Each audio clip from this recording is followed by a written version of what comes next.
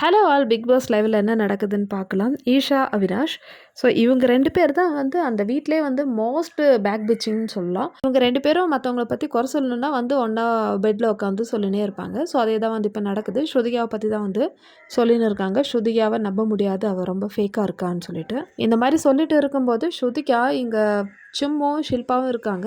So கிட்ட பேசிகிட்டு இருக்காங்க, அர்ஜுனை பற்றி பேசிகிட்டு இருக்காங்க. ஸ்ருதிகா அந்த மாதிரி பேசுகிறத பார்த்துட்டு நிறைய பேர் என்ன தெரியுமா நினைக்கிறாங்க, அவங்க வந்து எப்போவுமே வந்து கேமை பற்றி தான் வந்து நினைக்கிறாங்க, அதை பற்றி தான் பேசுகிறாங்கன்னு சொல்லிட்டு.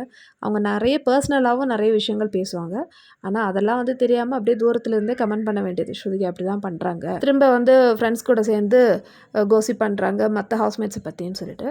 ஸோ ஏதாவது பிரச்சனைனா அதை பற்றி பேசுவாங்களே தவிர எப்போவுமே வந்து கேமை பற்றியே ஸ்ருதிகா சொல்ல மாட்டாங்க. ஸோ அவங்களுக்கு நிறைய பர்சனலான விஷயங்கள், ஃபன்னியான மொமெண்ட்ஸ்லாம் இருக்கும் இல்லையா, ஸோ அதை பற்றி நார்மலாக வந்து டிஸ்கஸ் பண்ணுறாங்க. இதில் இவங்களுக்கு என்ன குத்துதுன்னு தெரியல. இவ்வளோ நடந்ததுக்கு அப்புறமேட்டு திருப்பியும் வந்து ஜாயின் பண்ணிட்டாங்க குரூப் கூட. ஃபேக்கு வந்து நடிக்கிறான், அந்த மாதிரி நிறைய விஷயங்கள். இதை பற்றி உங்களோட கமெண்ட்ஸ் என்ன? இதே மாதிரி என்னோட வீடியோ பிடிச்சிருந்தா சேனல் லைக் பண்ணுங்கள், ஷேர் பண்ணுங்கள், சப்ஸ்கிரைப் பண்ணுங்கள்.